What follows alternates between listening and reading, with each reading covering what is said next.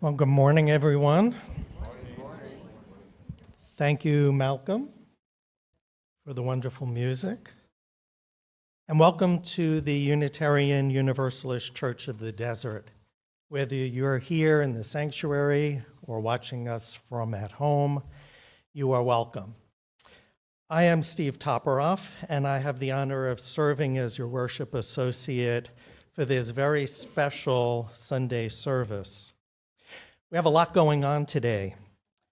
First, the choir is going to sing. There you go. And we are celebrating the 20th anniversary of the founding of this building. And we are honoring and welcoming new members into our community. And if that weren't enough, we have a salad luncheon coming up. In short, today we are all about celebrating community, not only our physical building and sacred grounds, but also our people, our existing members and friends, and those who will formally join us later this morning as new members.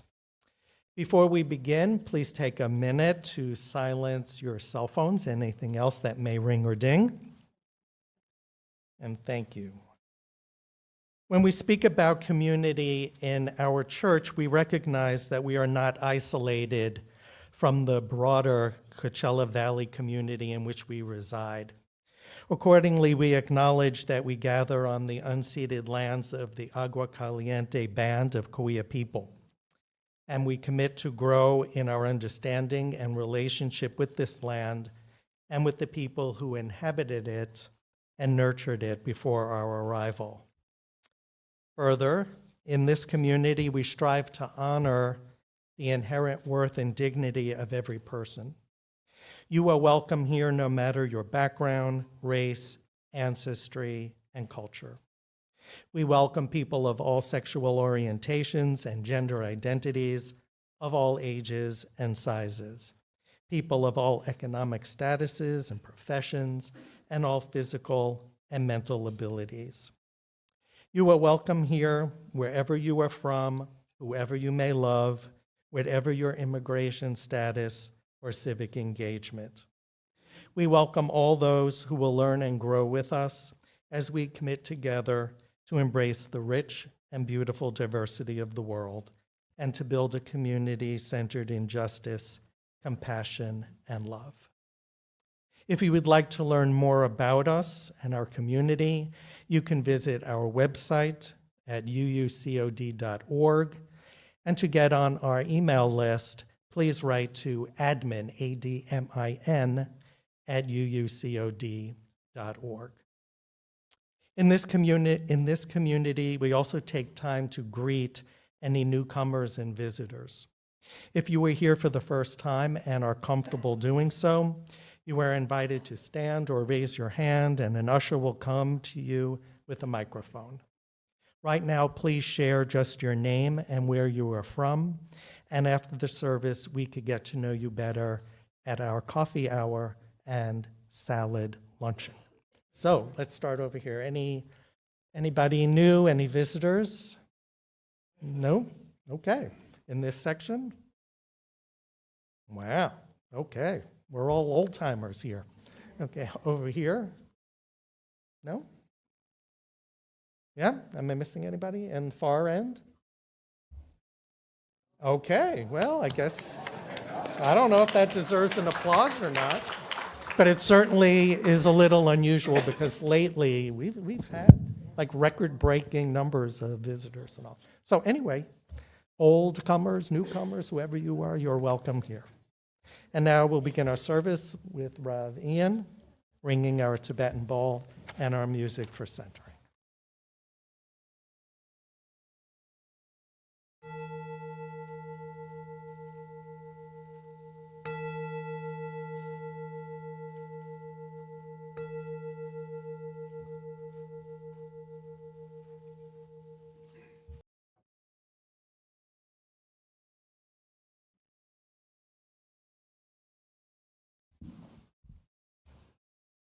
Welcome and good morning.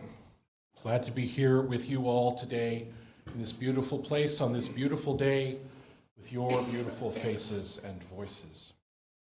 We're going to open our service today with the words of Hope Johnson, a Unitarian Universalist leader who passed away a few years ago, and she delivered these words at our Unitarian Universalist General Assembly, the gathering of our denomination, in 2013. As we gather, we know that we are one, a diverse group of proudly kindred spirits, here not by coincidence, but because we choose to journey together. We are active and proactive, we care deeply, we live our love as best we can.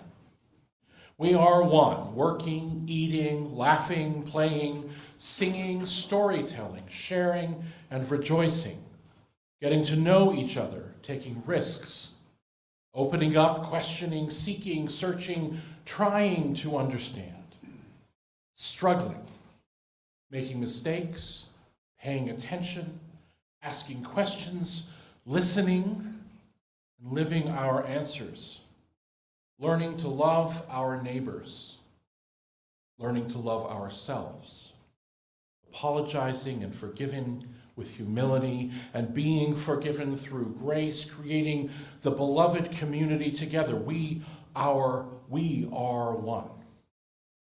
With this unity in our hearts, we gather to worship together today in this home we built and continue to craft with our intention, our commitment, and our love. Come, let us worship together. And we're going to begin this worship in a joyful way as we rise in body or in spirit and sing together, "Enter, rejoice, and come in."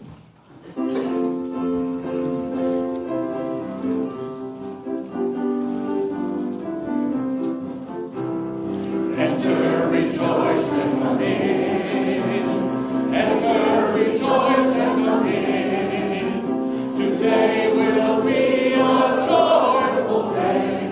Enter, rejoice, and come in. Open your ears to the song. Open your ears to the song. Today will be a joyful day. Enter, rejoice, and come in. Open your hearts, everyone. Open your hearts, everyone. Today will be a joyful day. Enter, rejoice, and come in. Don't be afraid of some change. Don't be afraid of some change. Today will be a joyful day. Enter, rejoice, and come in. One more time, here we go. Enter, rejoice, and come in. Enter, rejoice, and come in. Today will be a joyful day. Enter, rejoice, and come in. Amen.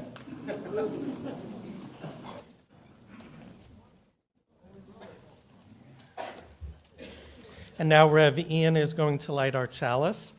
And as he does so, please read along the words that will be on the screen. May love be the spirit of this church. May the gospel truth be its sacrament, and service be its prayer. To dwell together in peace, to seek knowledge and freedom, and to help one another in fellowship. This is our aspiration. And now I invite Karen to come forward to light our biopod candles.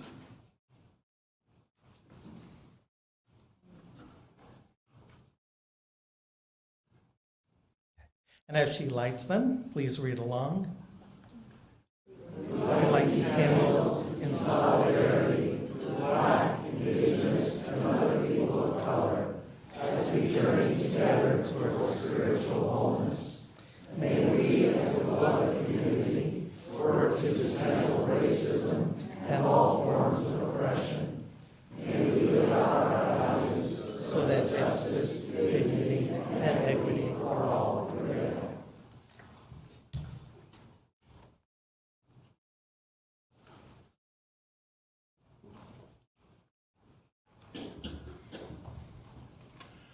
We find religious community in so many ways, don't we?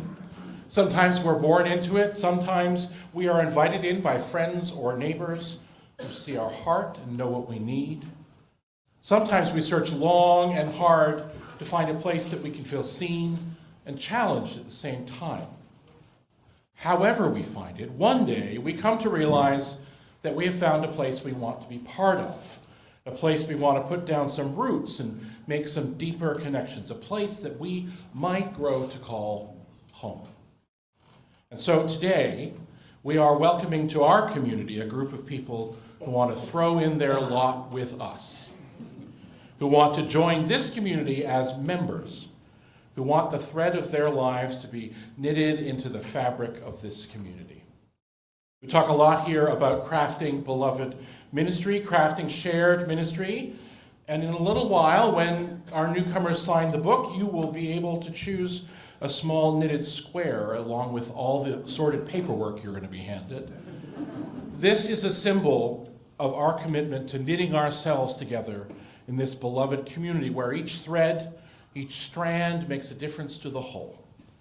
We're so delighted you've chosen to become part of who we are, and I hope that being part of us will transform you.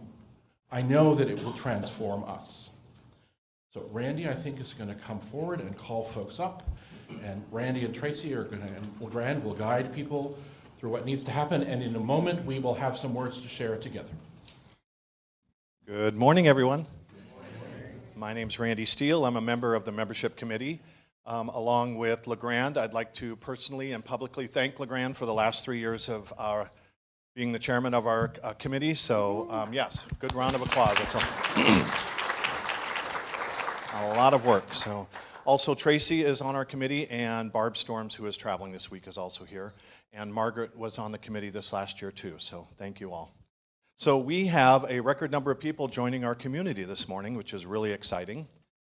I think 13 out of the 15 are here today, so we'll be calling them up. They'll sign our membership book, they'll receive some paperwork, and then if you'll stand here to the right side of the podium, we'll all have a responsive reading a little bit later on that Reverend will lead us in. So our first person that we'd like to welcome this morning is Lynn Beck. We'll save our applause till the end for everybody, so if you would, that'd be great. I know we want to clap for every single person because we love them dearly. Yeah. All right. And then we have Francine Langlois and Ron Blaschek. Tell me, Blaschek, thank you. I won't forget. Welcome to both of you. A little bit further down there, yep.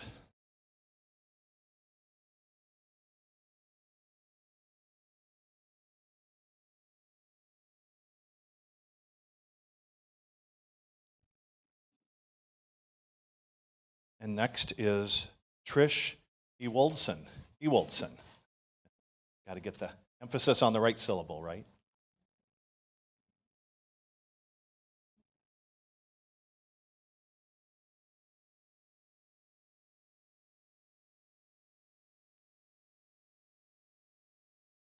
We have Shelley and Richard Gilman.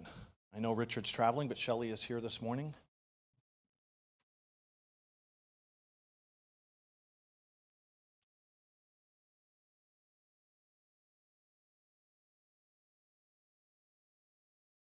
And Jason Hall.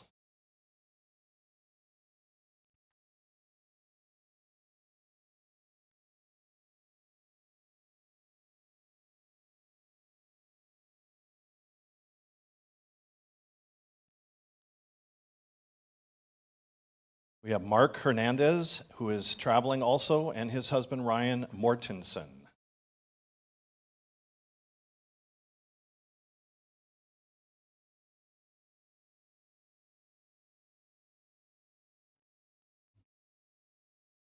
Now Chris Hughes.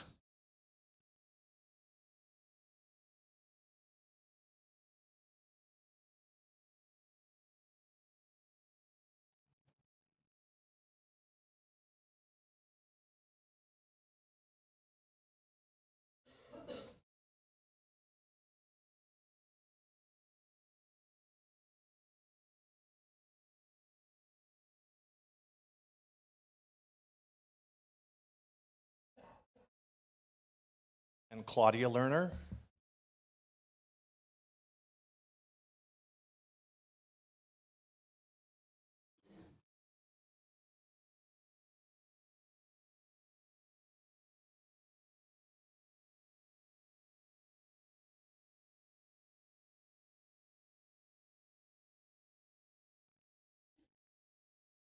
And Rose Morasoli.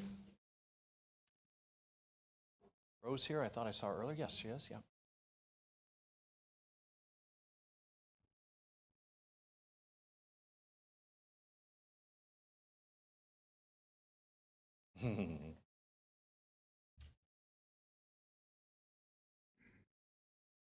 David Roop.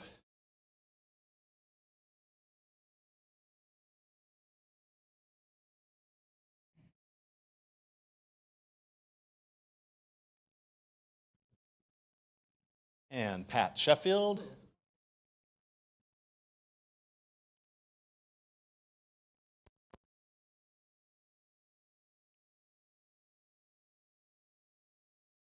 Nope.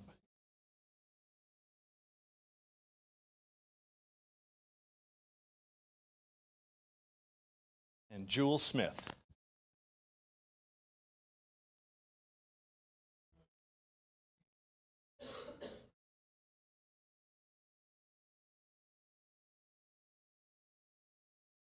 Excellent. Now we'll have our responsive reading, and then we can welcome them after that, and we'll all give them a round of applause. Thank you. In this free religious tradition, membership is simple but wholehearted. We join each other on the path of liberal religion to affirm the values of Unitarian Universalism and to give support and companionship to each other. The congregation has some words now. Are those on the screen? Those new members only. Okay. Congregation, will you say after me, congregation, we welcome all who wish to become part of this community, and share in our celebration of life. I'm going to say to our new members now, each of you brings your own unique gifts to this congregation. We look forward to getting to know you better, to traveling our future path together, and to learning the wisdom of that our shared tradition has to offer. We are honored that you have chosen to become part of our beloved community. We value your participation and look forward to learning of your thoughts, your hopes, and concerns. We welcome you into our church family and hope that we may be worthy of your trust. And now you folks have some words to say. Will you say them together? In joining the Unitarian Universalist Church of the Desert, we affirm those principles of freedom and responsibility upon which this church is founded. We bring our talents and enthusiasm and ask that you reach out to welcome and invite our participation in the community. And do we have more words for the congregation? Okay, keep going. No, next. No, sorry. Next slide, please. Next slide, please. Not yet. Not yet. Next slide, please. I want the one that starts as members of this congregation. Is there a third one? There we go.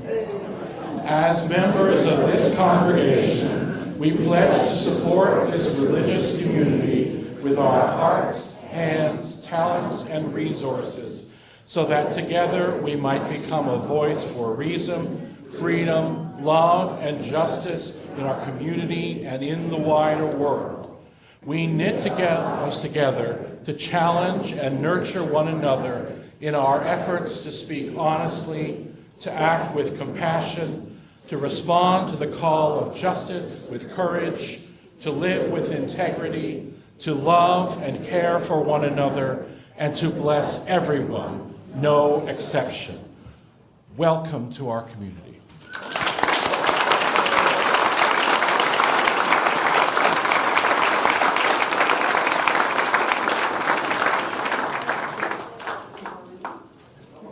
No more, that's it.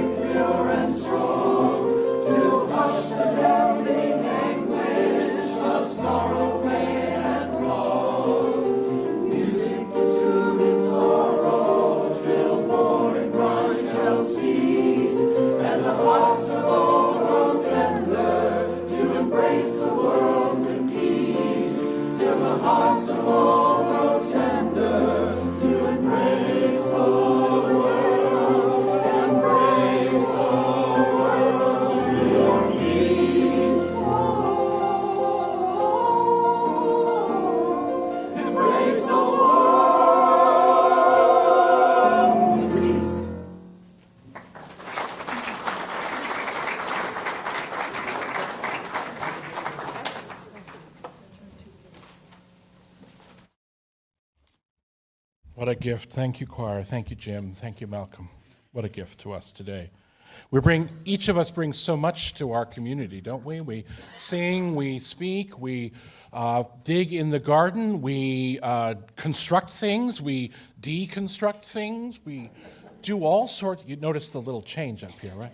We do all sorts of things to support the thriving and glorious growth of this community, the growth in number, growth in size, but growth in depth and in commitment and in connection. We do all these things for the support of this community, and we also support this community with our resources, our financial resources. And so we pause here in quiet in this place in a world that is more and more loud and chaotic, where everything is grasping for our attention, grasping for us to be outraged, grasping us for do something, all of which is true, and the world needs us. We also need a moment together of quiet, a moment to remember who we are, a moment to remember why we are together, a moment to be grateful for our lives, even when they are hard, a moment to be grateful for community, for connection, to be grateful for the ability to do the work that the world needs, and grateful for an opportunity to pause and breathe together. And so here in this space, surrounded by this community, in this building built from love and hope, we pause and breathe together in the embrace of the love that nurtures and enlivens us all, the love that will never let us go. We rest in that love and in this community as we breathe together.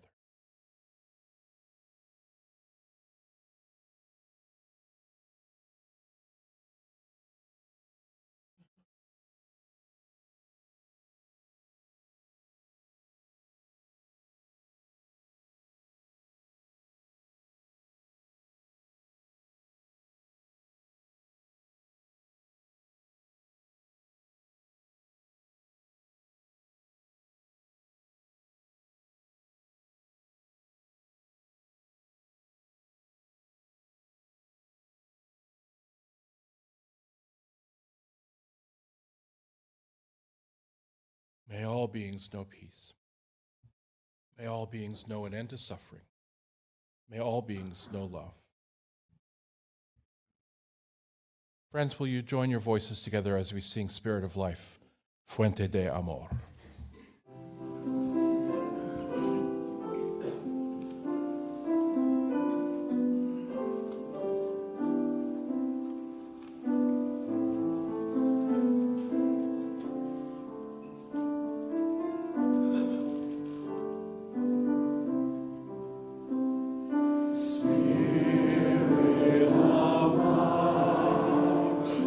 Come unto me.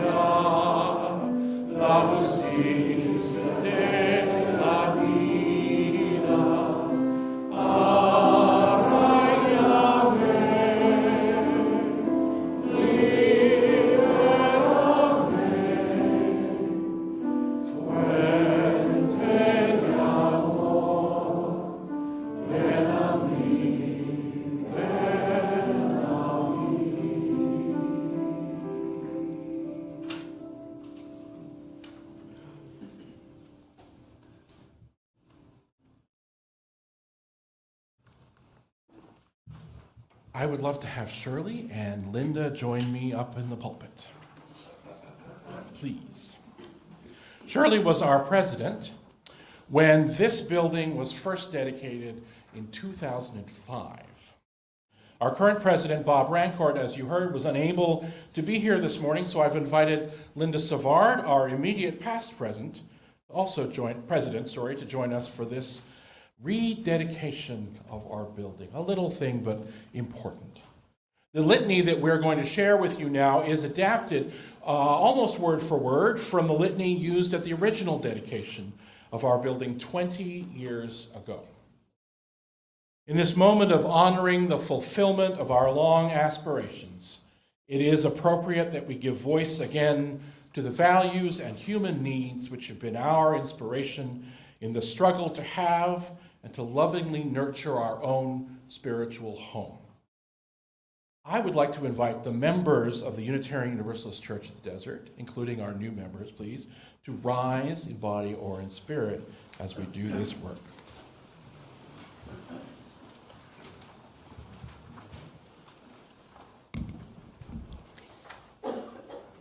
We gather each week to worship, to gather strength for the lives we lead, and to support each other in the quest for truth, the battle for justice, and the hunger for compassion. May our church always be a haven for unpopular thoughts, a reservoir of courage for each of us when we are faint-hearted, and a home of belonging and inclusion for our wider community.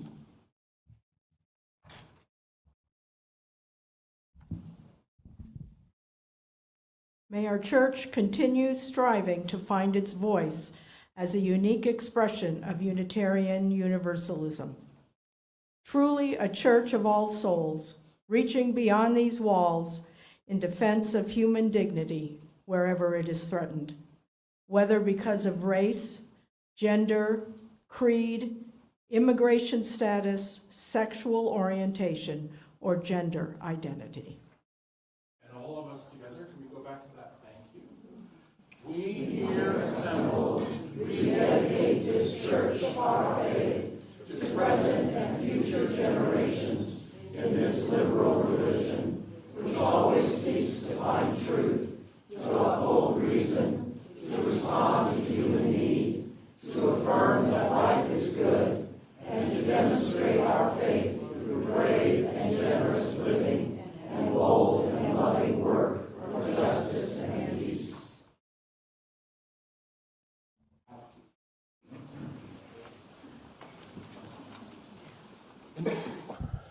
We're going to have a musical litany now, and I don't think we know this hymn very well, so Malcolm and I are going to do the verses. I'm going to invite you to join us on the chorus. And Malcolm, could you give me just a C? Your part goes like this. Let this be a house of peace. Can you sing that? Let this be a house of peace. And the second half is the same, except we say, let this be our house of peace. Ready? And let this be our house of peace. Excellent. And I'm going to do a little choral conducting with you, or a little choral correction, if that's okay. When you're singing a long word and you're not sure where it ends, and it ends in a noisy, nasty thing like an S sound, just lean into the vowel. Let this be a house of peace, and then we'll all come up together. You'll be fine.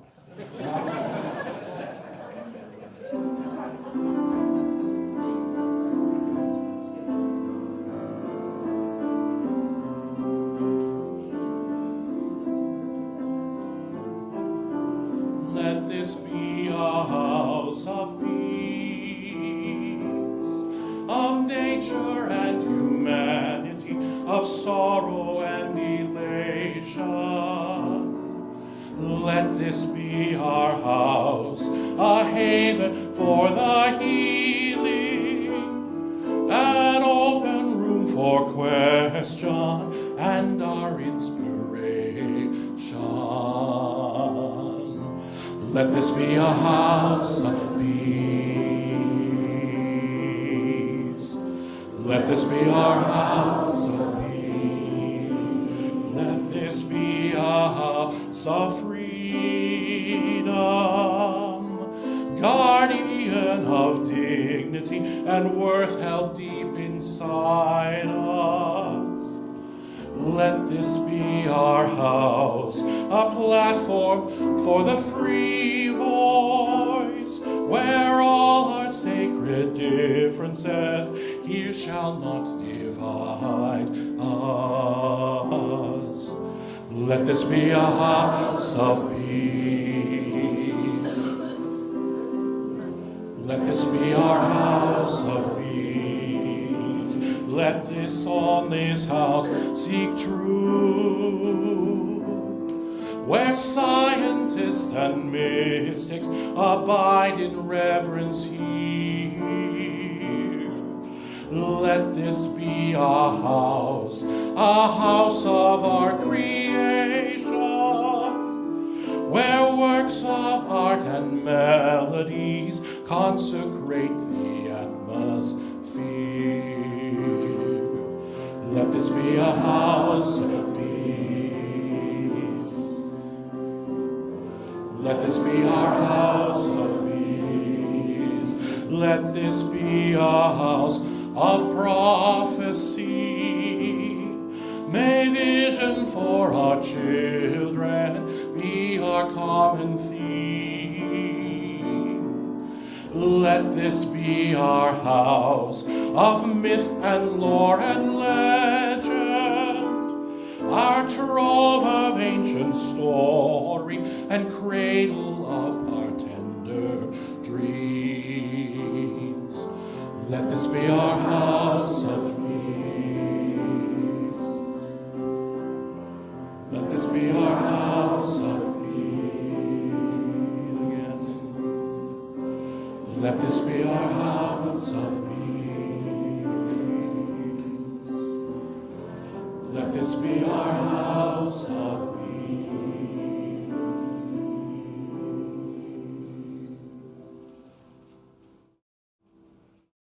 Thank you all.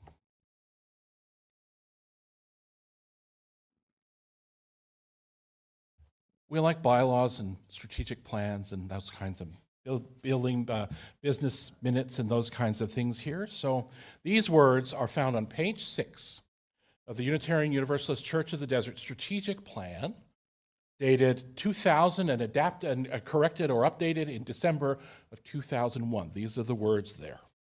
From part 3, our goals and objectives, building a home for our own, of our own.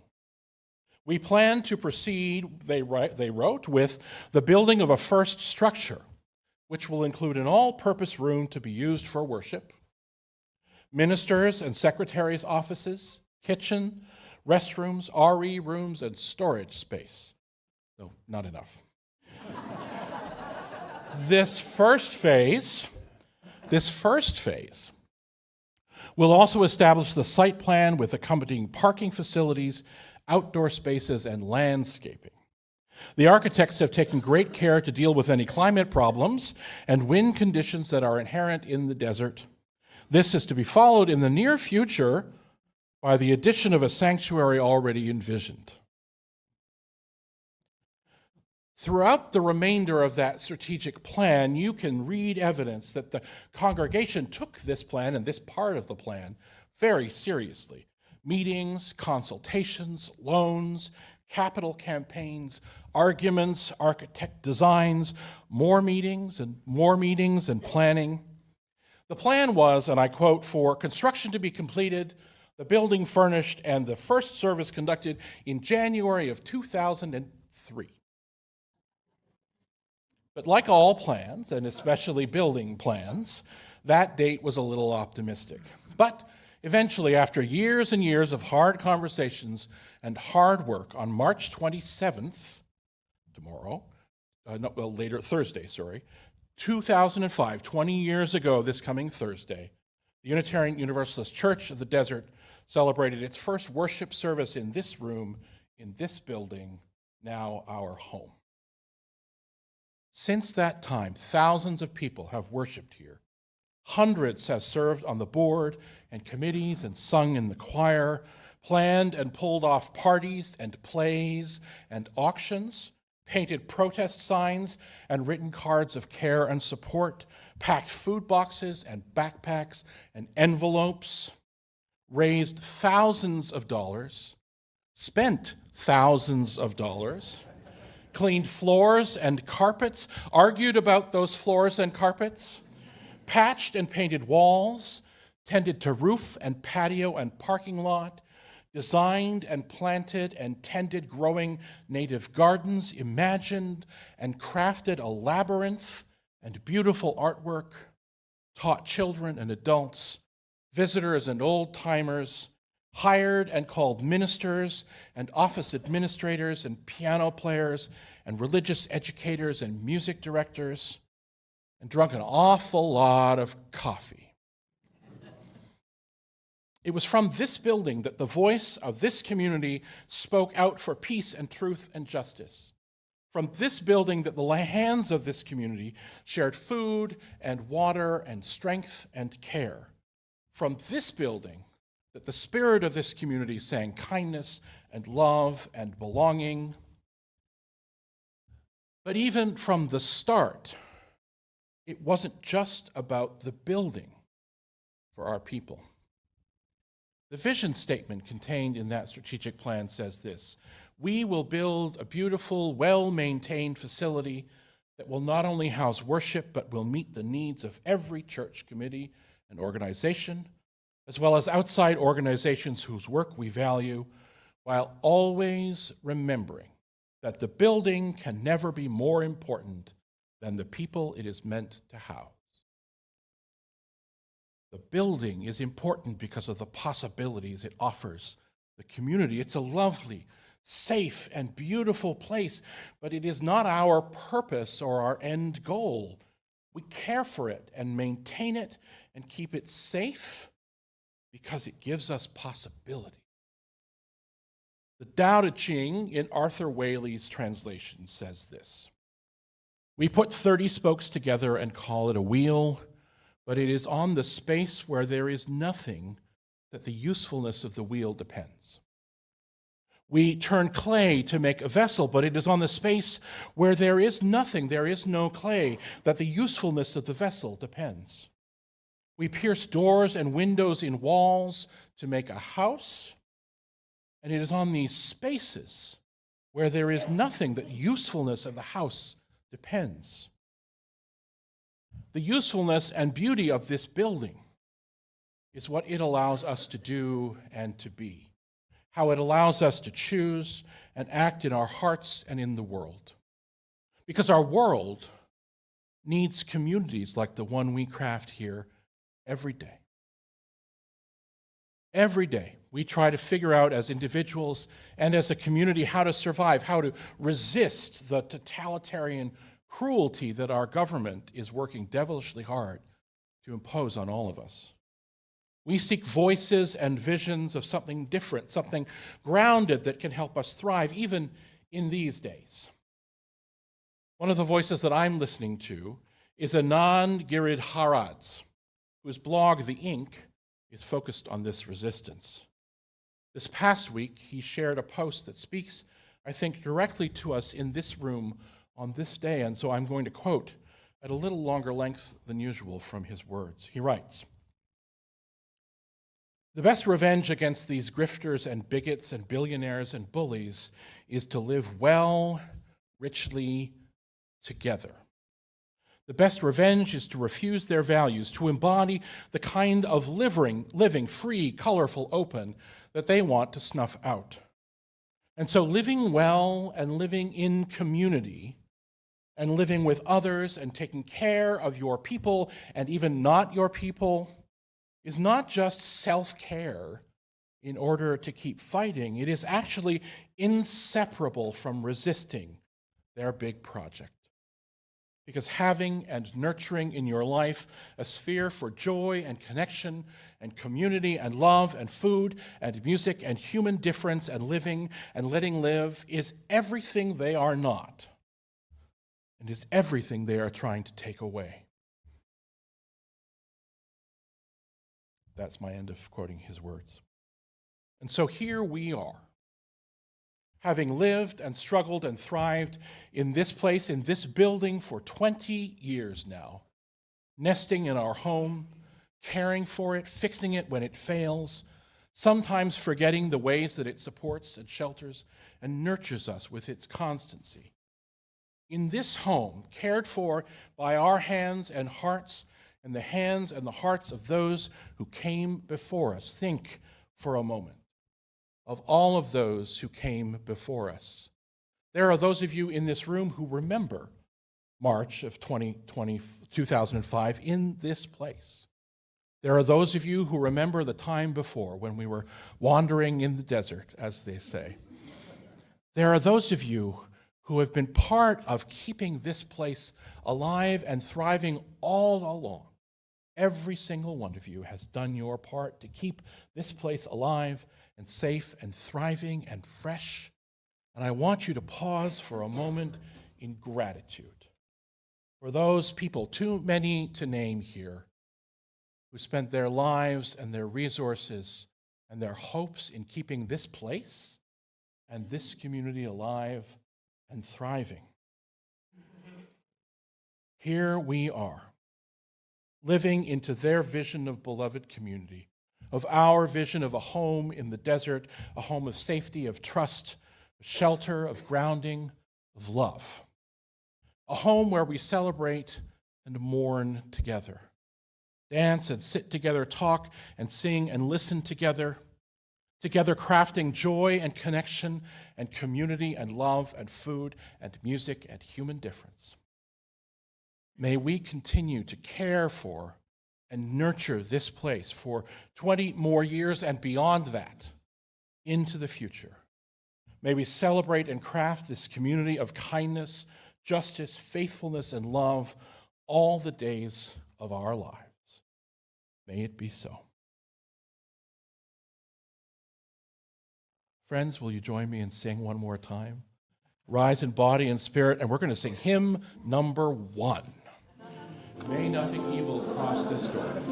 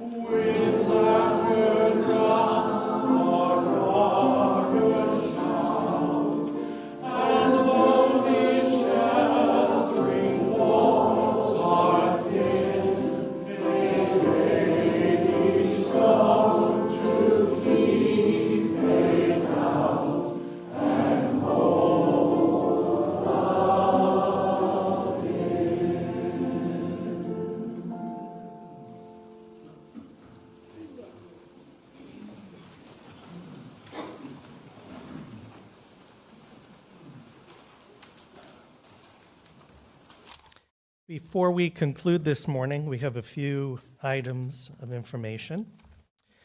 First, please join us after the service in the community room and also outside. Yeah? Oh, okay. In that case, I'll go to the second item. Okay. Please join us again in the service room to honor our new members. We'll be hosting a salad lunch, giving everyone an opportunity to meet and welcome these new additions to our community. And thanks to all those in our congregation who brought food and prepared it this morning.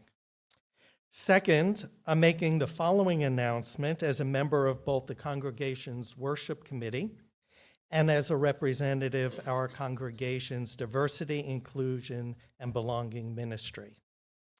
In keeping with our theme of community, we're working to make our Sunday services more inclusive. That means enabling more of you to participate in the various parts of the service, in particular the lighting of the chalice and the BioPOC candles.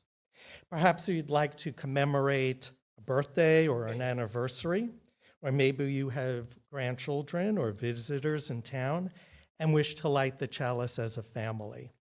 So please watch out for the details about this new initiative.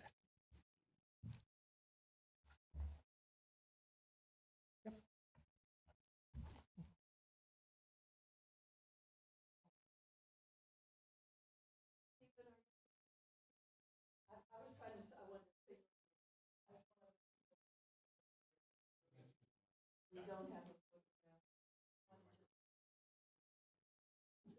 We used to barge up like this in the olden days. So I was here for the very first service, and we were all oriented to that direction. So if you can imagine, the minister was way down there, and we were way over there.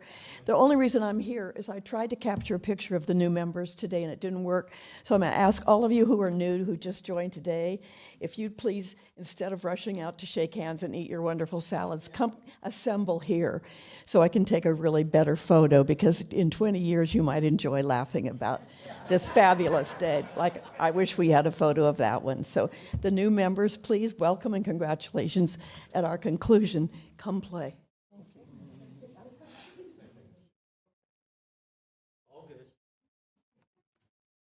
And now Rev Ian is going to extinguish the chalice. And he does so, please read along the words that are on the screen. We extinguish this flame, but not the light of truth, the warmth of community, the fire of commitment.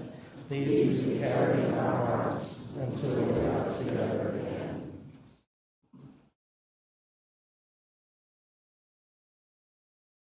Thank you, Stephen, and especially thank you for putting up with my, wait a minute, even when I'm wrong about it, so thank you. I do want to add one more thing before you get lunch.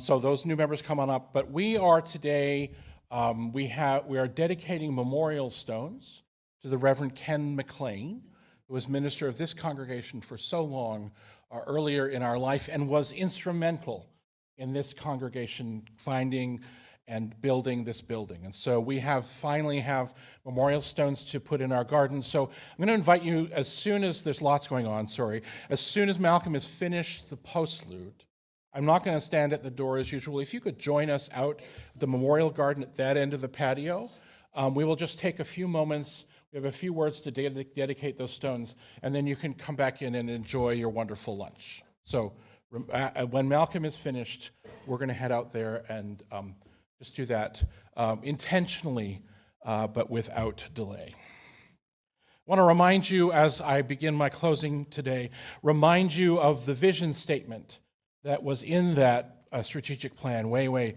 back in the early 2000s at the turn of the millennium.